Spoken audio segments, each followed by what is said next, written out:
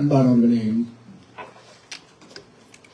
ஒரு இரங்கல் கூட்டமாக இதை நாம் வைத்திருக்கிறபடியினால் அதை குறித்து நாம் சிந்திக்கிறோம், பாடுகிறோம், பேசுகிறோம்.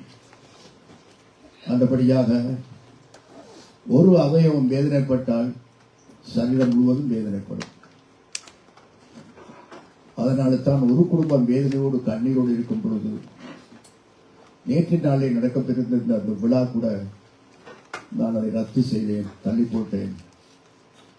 ஏனென்றால் அன்பே முக்கியம், பிரதானம். இரக்கமே நியாய தீர்ப்பு நாளிலே மேன்மை பாராட்டப்படும். அந்தபடியாக நாம் எல்லாரும் முன்னுதாரணமாக இருக்க வேண்டும் என்பதற்காக நாம் எல்லாருமே நொந்து போனபடியினால் நமக்கு இதுதான் முக்கியம். எனவே அப்படியாக அது இன்னொரு நாளைக்கு அதை செய்து கொள்ளலாம். இப்பொழுது அவர்களுக்கு தேவையெல்லாம் ஆறுதலும் உற்சாகமும் பலமும் தான் அவர்களுக்கு தேவை. அதற்காக நாம் கூடி வந்திருக்கிறோம், ஜெபிக்க வந்திருக்கிறோம். நான் உங்களோடு கூட சேர்ந்து ஜெபிக்கவும் ஆறுதல் சொல்லவும் நான் வந்திருக்கிறேன். மனித வாழ்க்கையிலே மனிதனாய் பிறந்த எல்லாருமே ஒரு நாள் மரணத்தை சந்திக்கத்தான் வேண்டும். ஜனனம் ஒரு வழி, பிறப்பு ஒரு வழி, மரணம் பல வழி. எல்லாரும் ஒரு வழியாகத்தான். அதே சமயம் நாம் எல்லாரும் பிறக்கும் பொழுது நமக்கு ஒரு குறிப்பிட்ட காலம் தாயினுடைய கற்பப்பையிலே 10 மாதங்கள், சில பேர் 7-8 வருகிறது, அது முக்கியமல்ல. ஆனால் ஸ்டாண்டர்டாக 10 மாதங்கள் சொல்லப்பட்டது. அதுக்கு பின்பு பூமியிலே வாழுகிற காலம் அது கடவுளுடைய கருத்தில் இருக்கு. சிலருக்கு 60, 70, 80, 100, சில பேர் 20, 10, 15. அது அவருடைய அனாதி தீர்மானத்திலே மரணத்துடைய காலங்களே, மக்களுடைய பூமியிலே வாழும் காலங்களே ஆண்டவர் அதை வைத்திருக்கிறார். அது அவருக்கு சொந்தமானது.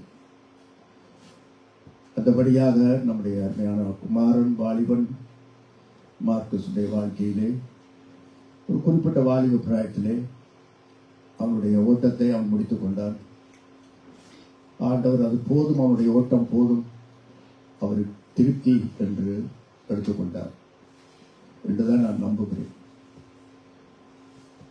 ஆனால் மற்ற மதத்தினருடைய மரணத்துக்கும் மற்ற மக்களுடைய மரணத்துக்கும் ஒரு கிறிஸ்தவனுடைய மரணத்துக்கும் வித்தியாசம் இருக்கிறது, சிறப்பு இருக்கிறது. கிறிஸ்தவனுடைய மரணத்தை நான் மரணம் என்று சொல்வதிலும் பார்க்க நாங்கள் நித்திரை என்று சொல்லுவோம். ஜஸ்ட் மார்க்கிங் ஸ்லீப்பிங், நித்திரை அடைஞ்சிட்டார், அதுதான் உண்மை. ஆனால் நாம் விளங்கிக் கொள்வதற்காக மரணம் என்று பெயரை வைத்து சொல்லுகிறோம். அநேக மக்களுடைய மரணத்துக்கு கிறிஸ்தவர்களுக்கு மரணத்துக்கு தனிச்சிறப்பு இருக்கு, ஸ்பெஷல். அதை பவுலடிகள் எடுத்து போடுங்கள். 2 கொரிந்தியர் 4ஆம் அதிகாரம் பாருங்கள், 16ஆம் வசனத்தை வாசிக்கும் பொழுது 16-17, 2 கொரிந்தியர் chapter 4, 16-17 எடுத்து வாசிக்கும் பொழுது என்ன சொல்லுகிறார் பாருங்கள். ஆனபடியினாலே நாங்கள் சோர்ந்து போகிறது இல்லை. எங்கள் புறம்பான மனுஷனானது பாருங்க, புறம்பான மனுஷனானது அழிந்தும் உள்ளான மனுஷனானது நாளுக்கு நாள் புதிதாக்கப்படுகிறது.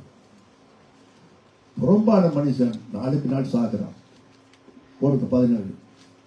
மேலும் காணப்படுகிறவர்களை அல்ல, காணப்படாதவர்களை நோக்கி இருக்கிற நமக்கு அதி சீக்கிரத்தில் நீங்கும் லேசான நம்முடைய உபத்திரவம் மிகவும் அதிகமான நித்திய கனமகிமை உண்டாக்குது.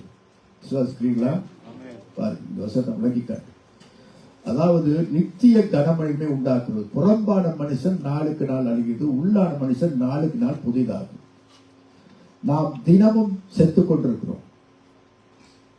நாம் ஒவ்வொரு நாளும் நாங்கள் சாகிறோம். அன்பான நாள் போக போக, வருஷங்கள் போக போக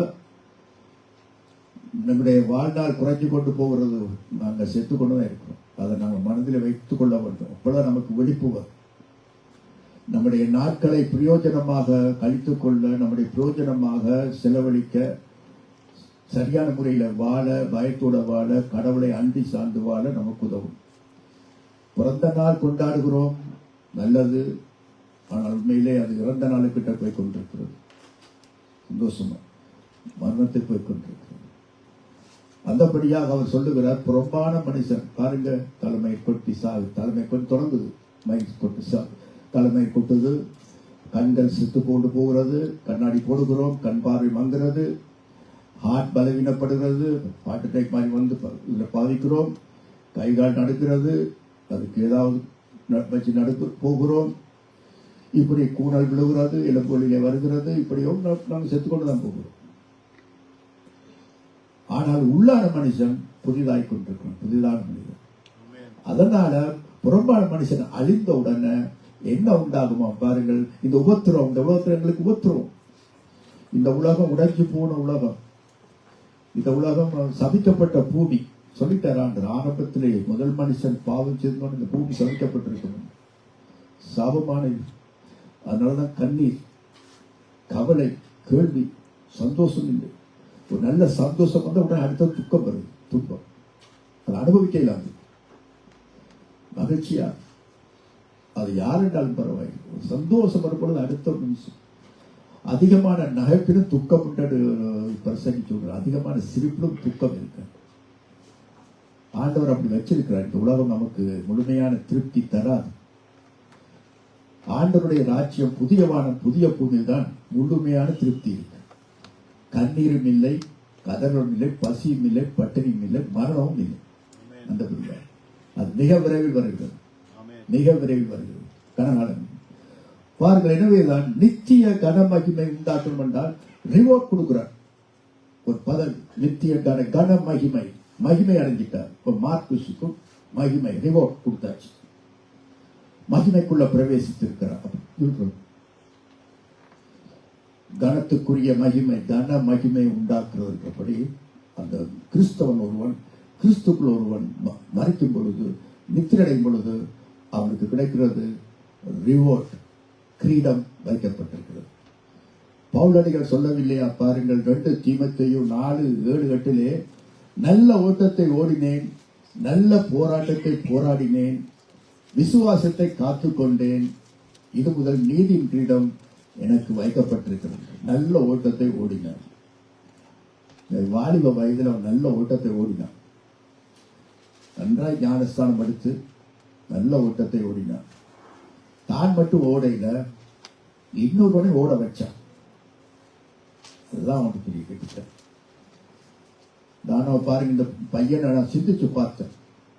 இந்த வாலிபன் வெறும் கையோட ஆண்டோட்டு போயிட, அவனை இன்னொருவனை உழைச்சி தந்து போன ஈஸ்டர்ல ஞானஸ்தானம் எடுத்து பராமரித்து அவனை கௌரவப்படுத்தி இன்னும் தெரிந்த வழி நடத்தப்படி அவன் கௌரவிக்கப்பட்டு எல்லாரும் அவன் கைதடப்பட்டு பாராட்டப்பட்டு ஏதோ ஆண்டவரால் வந்த மாதிரி கனப்படுத்தப்பட்டு எல்லாரும் முன்னுக்கும் அவனை புகழப்பட்டு அவன் வெறும் கையாக போயிடு. ஒரு ஆத்மா தந்துட்டு தான் போயிடு. இது ரிவோர்ட். இது எவ்வளவு பெரிய பதவி. நீ கொஞ்சத்திலே உண்மை உள்ளவனாயிருந்தாய், அநேகத்தில் அதிகாரியாயிருந்து இந்த பொடியனுக்கு ஒருவேளை ஆண்டத்தின் ராஜ்யத்தில் சொல்லலாம். இந்த செய்தி இந்த குடும்பத்தார் கேட்டுக்கொண்டு வந்தா சந்தோஷப்படுவான், மகிழ்ச்சி அடைவான். வெறுங்கையாக போவேன். ஒரு பாடல் இருக்கு, கரையேறி உமதண்டை நிற்கும் போது ஆண்டவா. அந்த பாட்டை போடுங்க பார்ப்போம். இந்த பாடல் ஒரு மிகப்பெரிய, எத்தனையோ சில நூற்றாண்டுகளுக்கு முன்னுக்கு வாழ்ந்த ஒரு மிகப்பெரிய ஒரு பாடகர். இன்றைக்கு யார் இந்த மிகப்பெரிய பாடகர் என்று எனக்கு தெரியாது.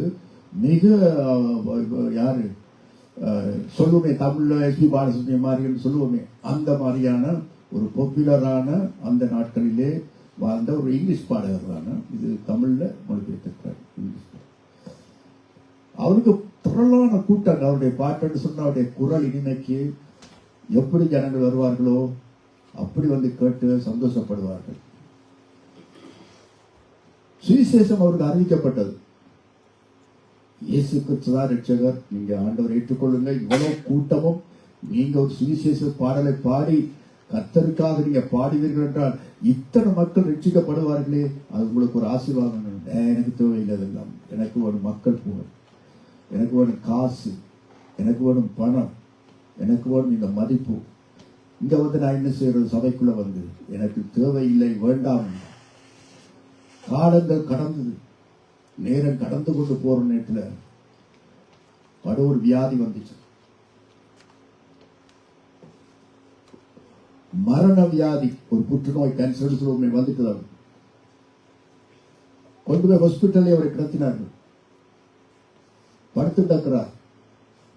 கூட்டம் இல்லை, மக்கள் இல்லை, தன்னை போன்ற ஒருவருமே தன்னை பார்க்க வரவில்லை.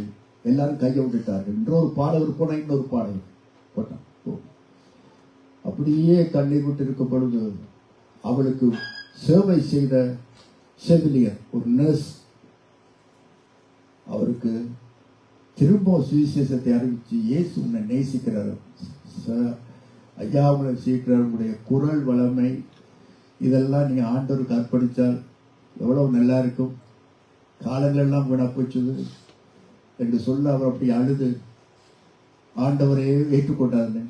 ஏற்றுக்கொண்டு இந்த கடைசி நேரத்தில் என்னுடைய ஆண்டவரே, நான் வெறும் கையோடு கூட அவருடைய சமூகத்துக்கு நான் வர விரும்பல, நான் ஆத்மா கூட வர வேண்டும், என்னுடைய காலமெல்லாம் நேரமெல்லாம் வீணாக்கிட்டேன், என்னை மன்னியும் என்று கதறி இந்த பாடலை படித்தார். கரையேறி உமதண்டை நிற்கும் போது ரட்சகா, உதவாமல் பலரற்று வெட்கப்பட்டு போதேனோ. பாருங்க, அடுத்தது போட்டு ஆத்மாக்கள் சொன்னபடி ஓட போறோம். ஆத்மா ஒன்றும் ரட்சிக்காமல் வெட்கத்தோட ஆண்டவா, வெறும் கையனாக உண்மை கண்டுகொள்ளல் ஆகுமா. அடுத்தது, ஆத்மாக்கள் பேரில் வாஞ்சை வைத்திடாமல் சோம்பலாய் காலம் கழித்தோர் அந்நாளில் துக்கிப்பார் நிற்பந்தனர். அடுத்தது, அடுத்தடுத்து, தேவரின் கை தாங்க சற்றும் சாவுக்கஞ்சி கலங்கேன், ஆயினும் நான் பெலன் காண உழைக்காமல் போயினேன் என்று பாவ அறிக்கை செய்து பாடி இந்த மாதிரி இந்த பாட்டை அவர் படிச்சார். இன்றைக்கு இந்த பாட்டை சுவிசேஷங்களில் பாடுபொழுது எத்தனையோ லட்சக்கணக்கான மக்கள் உள்ள தொடப்பட்டு ஒப்பு கொடுத்து இன்றைக்கு அநேக கிறிஸ்தவ சபைகள் உருவாயிச்சு. அற்புதம். அந்தபடியாக கரையேறி மதண்டை, இந்த கரையேறி அடுத்த கரைக்கு போகும் பொழுது நிற்கும் பொழுது ஆண்டவா, வெறும் கையனாய் வெட்கப்பட்டு போயிட, வெறும் கையோடு நான் போவேனோ என்று சொல்லி இந்த பக்தர் பாடிய பாடல். ஆனால் மார்க்குஸ் பொறுத்தவரையில் ஏதோ வெறும் கையில் ஒரு ஆத்மாக்களை 2-3 ஆத்மாக்களை கொண்டு வந்திருக்கிறார், மக்களை கொஞ்சம் சேர்த்து மூலமாக ஒரு பெரிய எழுப்புதலோடு வரும் வாழ்கள் கொண்டு நம்பி இருந்த எனக்கு எல்லாம் போச்சு. கர்த்தர் பார்த்துக் கொண்டு அடுத்ததாக பாருங்கள் அன்பார்களே, எனவேதான் இப்படி ஒரு மாட்சிமைக்குள்ளாக ஒரு கனத்துக்குள்ளாக போயிருக்க ஒரு கிறிஸ்தவன் அப்படித்தான் வருகையோட ஒவ்வொரு கிறிஸ்தவனும் ஒரு மகிமை அடைகிறான், கனத்துக்குள்ள பிரவேசிக்கிறான். அடுத்ததாக பாருங்கள் 5ஆம் அதிகாரம் 1-4, 2 கொரிந்தியர் அதேதான் 5ஆம் அதிகாரம் 1-4 அவர் தொடர்ச்சியா சொல்லும் பொழுது பாருங்கள்,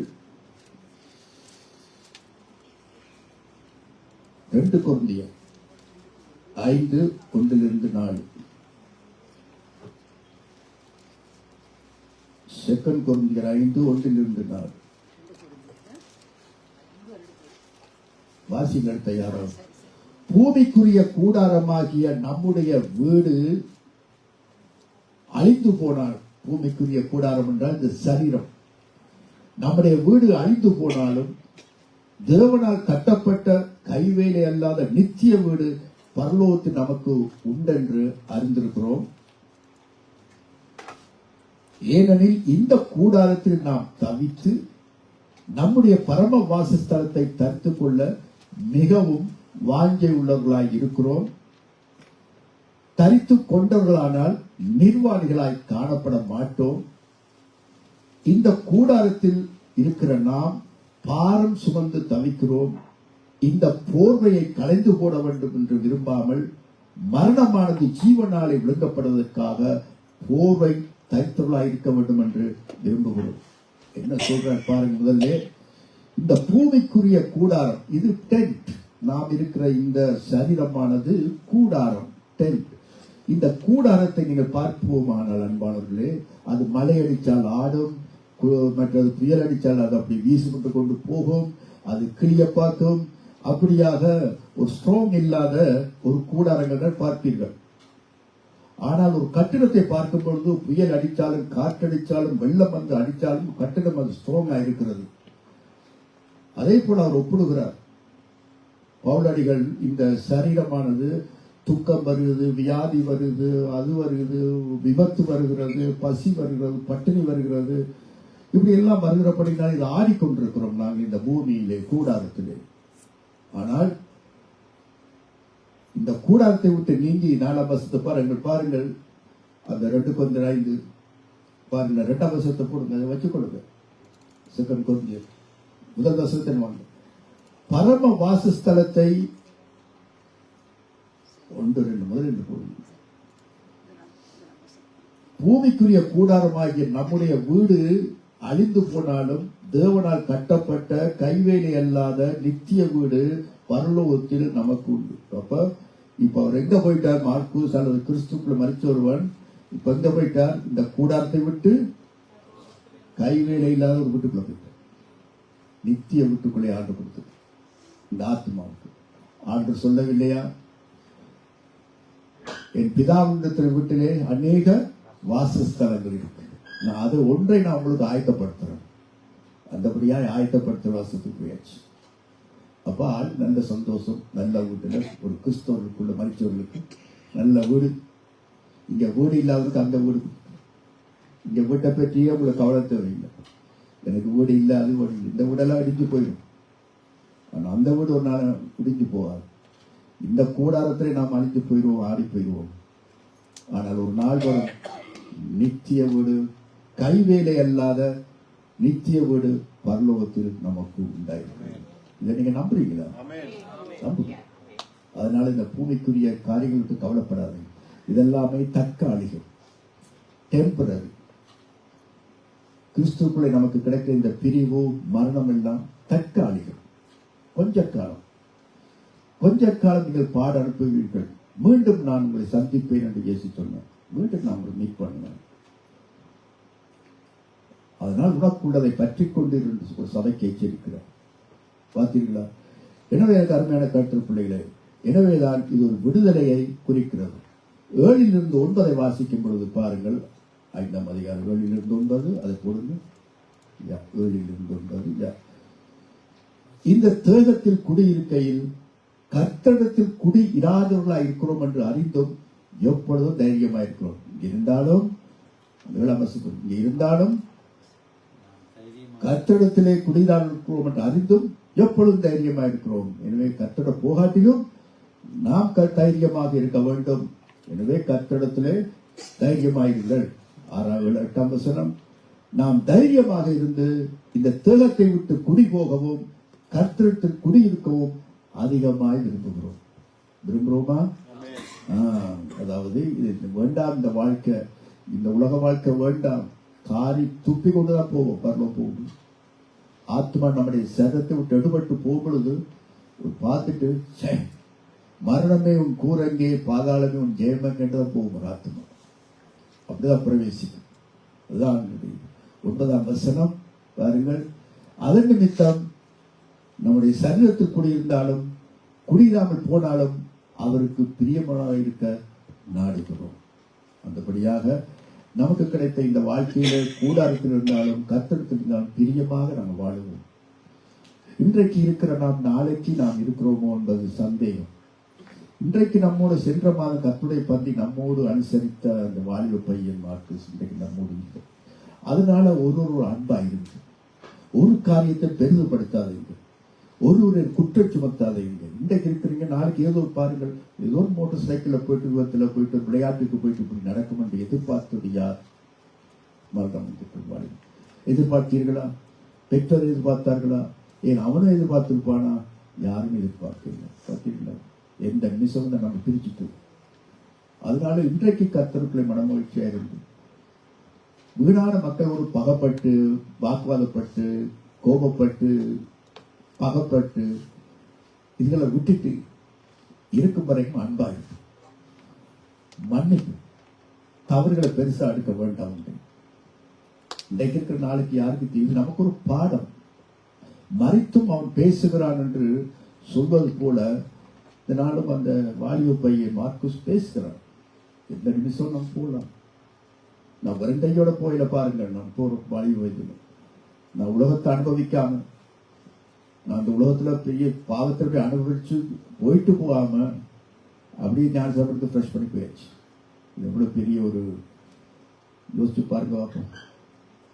அதனால இதை நீங்க மனதிலே வைத்தவர்களாக நாம் குடும்பத்துக்காக ஜெபிப்போம். உங்களுடைய வாழ்க்கையில வருகின்ற, நம்முடைய சபைக்குள்ளே வருகின்ற பிரிவு வாலிபர்களை உற்சாகப்படுத்துவோம், வாலிபர்களை தைரியப்படுத்துவோம், அவர்களை இன்சல்ட் பண்ணாத படிக்கு, கிரிட்டிக் பண்ணாத படிக்கு, அவர்களை கோபப்படுத்தாத படிக்கு அன்பாய் நடந்து, அவர்கள் தவறினாலும் சரி நான் இந்த மகனை நினைவு கூர்ந்து, அதை இப்படி தெரிஞ்சிருந்தால், யோசிச்சு பாருங்க, இப்படி தெரிஞ்சிருந்தால் மார்க்கு சிறையில போய்வான் என்று தெரிஞ்சிருந்தால் என்ன செய்திருப்பீங்க? என்ன செய்திருப்போம்? தெரிஞ்சா போச்சு. தெரிஞ்சிருந்தால் ஒளி போய் அவனை கண்டுபிடிச்சிருப்போம், கூட உட்கார்ந்து சாப்பிட்டு இருப்போம், விசாரிச்சிருப்பேன், எல்லாம் செய்திருப்பேன். லேட்டா போச்சு. இதை உணர்ந்தவர்களாக இனிவரும் காலங்களிலே நாம் அதுக்கு பேர் நடப்போம், ஜெபம் செய்வோம், அனுமதிப்போம்.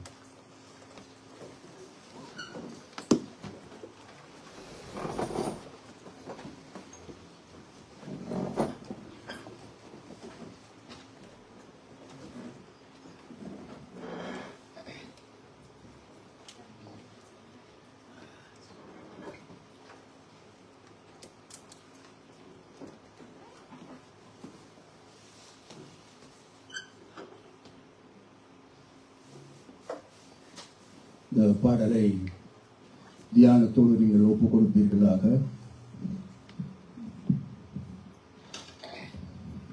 E flat, D sharp.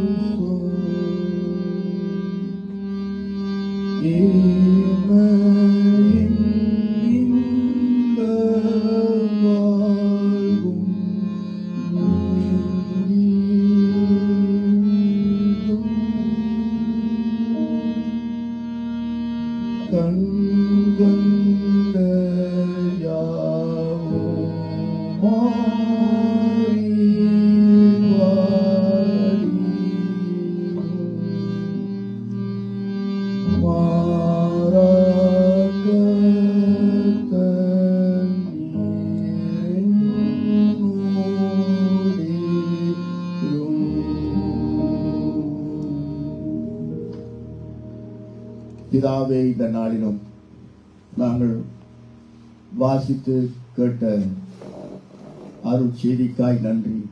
தகப்பனே, பவுலடி எழுதின நிருபத்துக்காய் நன்றி. இப்படி துக்கத்திலே, துயரத்திலே, சந்தேகத்திலே போர்களுக்கு இப்படிப்பட்ட ஒரு ஆறுதல் நிருபத்தை எழுதி தந்த பவுலடிகளுக்காய் நன்றி கூறுகிறோம். தகப்பனே, இந்த வசனத்தின்படி இந்த பூமியிலே, இந்த கூடாரத்திலே நாங்கள் பலவித வேதனைகளையும் துக்கங்களையும் துன்பங்களையும் சகித்து ஆடி போகிறோம். கைவேலை அல்லாத நித்திய வீடு எங்களுக்கு நீ வைத்திருப்பதற்காக நன்றி கூறுகிறோம். உம்முடைய மக்களுக்கு அந்த வீட்டை கொடுக்கிறீர், அவர்களுக்கு கனமகிமை கொடுக்கிறீர், அவர்களோடு கூட இருக்கிறீர் ஆண்டவரே. தகப்பனே, இந்த நம்பிக்கையோடு விசுவாசத்தோடு நாம் வாழ எங்களுக்கு உதவி செய்யும். இந்த மார்க்குஸ் மகனை ஆண்டவரே இழக்க கொடுத்த, சரீர பிரகாரமாக இழக்க கொடுத்த லெனின் குடும்பத்தாரை நீங்கள் ஆறுதல் படுத்த நாங்கள் ஜெபிக்கிறோம். இயேசு கிறிஸ்துவின் நாமத்தில் பிதாவே, ஆமென். நீங்க யாராவது ஒப்பு கொடுத்து அந்த குடும்பத்துக்கு ஜெபிக்கிறத ஜெபியுங்க. ஒரு நிமிஷத்துக்குள்ளாக ஜெபிக்க விரும்புகிற ஜெபம் பண்ணிக்கொள்ளுங்க. ஒப்பு கொடுத்து தாராளமா ஜெபிக்கலாம். இது ஒரு இரங்கல் கூட்டம், ஜெப கூட்டம். ஜெபியுங்க. ஆண்டவரே, சர்வ வல்லமையுள்ள தகப்பனே, சகலவித ஆறுதலின் தேவனே, உங்களை நன்றியோடு ஸ்தோத்தரிக்கிறோம், துதிக்கிறோம். ஆண்டவரே, இதோ மார்க்குஸை நினைவு கூறுகிறோம். அந்த மகனுக்கு நீங்க கொடுத்த நித்திய ஜீவனுக்காய், இளைப்பாறுதலுக்காய், அந்த மகன் தேற்றப்படுவதற்காய் நன்றி சொல்லுகிறோம். இதோ ஆண்டவரே, அந்த குடும்பம், தகப்பன், தாய், சகோதரிகள், அப்பா, உறவினர்கள் அனைவரும் ஆண்டவரே இது நிமித்தமாய் துக்கத்தோடு இருக்கிறார்கள். அந்த துக்கத்தை ஆற்ற உங்களால் கூடும் ஆண்டவரே. அப்பா, இந்த துக்கத்தில் இருந்து மீண்டு வர செய்ய உங்களால் கூடும் ஆண்டவரே. ஆண்டவரே, அவர்கள் மீண்டு வர வேண்டும்படியா செபிக்கிறோம். அவர்களை ஆறுதல் படுத்துங்கப்பா, தேறுதல் படுத்துங்க. உங்களுடைய வார்த்தை ஆண்டவரே அப்பா தேற்றும் ஆண்டவரே. அவர்களுக்கு உங்களுடைய வார்த்தை அனுப்பி தேற்ற வேண்டும்படியாய், ஆறுதல் படுத்த வேண்டும்படியாய், சகல தேவைகளையும் சந்திக்க வேண்டும்படியாய் ஆண்டவராகிய இயேசு கிறிஸ்துவின் நாமத்தினாலே ஜெபங்கள் நிற்கிறோம். எங்களுடைய ஜீவனுள்ள நல்ல பிதாவே, ஆமென், ஆமென்.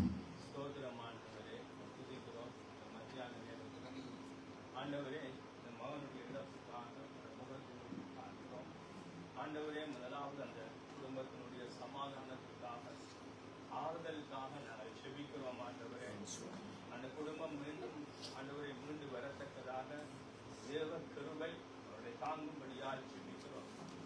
ஆண்டவரே, சகல ஆறுதலின் தெய்வம் ஆண்டவரே அப்பா, அந்த தகப்பனை, அந்த தாயை, அந்த சகோதரிகளை, அந்த மச்சானை, ஆண்டவரே அந்த குடும்பங்களை, அந்த உறவுகளை ஒரு விசை நினைந்தருளும்படியாய் நாங்கள் இத்தனை பேர் ஒருமனப்பட்டு உங்களுடைய சமூகத்திலே வேண்டுகிறோம் சுவாமி. ஆண்டவரே, இந்த மகனுக்காக உங்களுக்கு நன்றி சொல்லுகிறோம். ஆண்டவரே, இந்த வாலிப வயசுல சுவாமி அநேகருக்கு முன்மாதிரியாக தன்னோடு பிள்ளைங்களை எத்தனையோ ஆண்டவரே நண்பர்களுக்கு கிறிஸ்துவை குறித்து சொன்னதை நாங்கள் பார்த்திருக்கிறோம். அது மட்டுமல்ல, அவர்களுடைய ஒவ்வொரு சபைகளுக்கும் வழிநடத்துவதை பார்த்திருக்கிறோம். ஆண்டவரை எப்பொழுதும் ஆண்டவரை இந்த சபையில கர்த்தாவை முன்னுக்கு நின்று எத்தனையோ காரியங்களை ஆண்டவரே தகப்பனே ஆண்டவரே செய்து தந்த இந்த பிள்ளைக்காக நாங்கள் நன்றாய் நன்றி சொல்லுகிறோம் ஐயா. தகப்பனே, ஆனாலும் ஆண்டவரை நாங்கள் வாசித்த வேத வசனங்களின்படி ஆண்டவரே சாபியனுக்கு ஆதாயம் வந்தபடி ஆண்டவரே கர்த்தாவை இந்த படி ஆண்டவரே அந்த மகன் உம்முடைய பலது ஆண்டவரே அப்பா சமூகத்தில் இன்றைக்கு ஆட்சி தேர்ந்தப்படுவதற்காக நாங்கள் அந்த நம்பிக்கையில ஆண்டவரே உமக்கு ஒப்பு கொடுத்து நன்றி சொல்லுகிறோம். இந்த நாளிலும் ஆண்டவரே, ஆனாலும் இந்த பிரிவு சுயனாலே வாழுகிற சபையார் ஆண்டவரே, ஆண்டவரே வாலிப பிள்ளைகளை வைத்திருக்கிற ஒவ்வொருவருக்கும் ஆண்டவரே கர்த்தாவே தேவரே இவ்வளவோ பாரங்கள் அவலைகள் ஆண்டவரே தகப்பனை இந்த நேரத்திலும் கூட ஆண்டவரே இந்த வசனங்கள் ஒவ்வொன்றும் எங்கள் ஒவ்வொருவரையும் ஆட்சி செய்கின்றதுக்காக தெரிகிறோம். இப்பொழுதும் கூட இந்த ஆண்டவரே அப்பா இந்த இரங்கல் கூட்டத்துக்காக நாங்கள் நன்றி சொல்லுகிறோம் சுவாமி. கவுப்பனை குறிப்பாக அந்த குடும்பம் மிகுந்து எழுந்தி வந்து உமக்கென்று ஆண்டவரை இன்னும் ஓட கர்த்தர் உதவி செய்யும்படியாக ஒரு விசை நன்றி சொல்லி கர்த்தரா இயேசு கிறிஸ்து நாமத்திலே ஜெபிக்கிறோம். ஆமென், ஆமென். ஸ்தோத்திரம் ஆண்டவரே. தகப்பனே, இந்த மத்தியான வேளையில நன்றி துதிக்கிறோம் ஆண்டவரே. தகப்பனே, இந்த குடும்பத்துக்காக நாங்கள் ஜெபிக்கிறோம் ஆண்டவரே. மார்க்கஸ் நலத்து நிமித்தம் ஆண்டவரே அப்பா கண்ணீரோடு உடைந்து போன உள்ளத்தோடு காண்கின்றவர்கள் சுவாமி, நாங்களும் இந்த பாதையில கடந்து போனோம். தகப்பனே, நீ எங்களே தூக்கி எடுத்தது போல ஆண்டவரே இந்த குடும்பத்தாய் நீங்கள் தூக்கி எடுக்க வேண்டும் என்று மன்றாடுகிறோம் ஆண்டவரே. தாவி சொல்லுகிறார், நான் துன்பத்தின் பாதையில நடந்தால் நீரை உயிர்ப்பித்தீர்கள். எங்களை எப்படி உயிர்ப்பித்தீரோ ஆண்டவரே, அந்த தாயாரை நீ உயிர்ப்பியும், தகப்பனாரை உயிர்ப்பியும், சகோதரிகளை உயிர்ப்பியும் ஆண்டவரே, மற்றவர்களை உயிர்ப்பியும் தகப்பனே. அப்பா 10 மாசம் சுமந்து இத்தனை வாடுகளாய் வளர்த்து உணர்ந்திருக்கிறதே ஆண்டவரே, நானும் அப்படி ஒரு கண்ணீர் பாதையில போனேன். அப்பா ஜீவாக்கார கண்ணீரை நீங்க துணை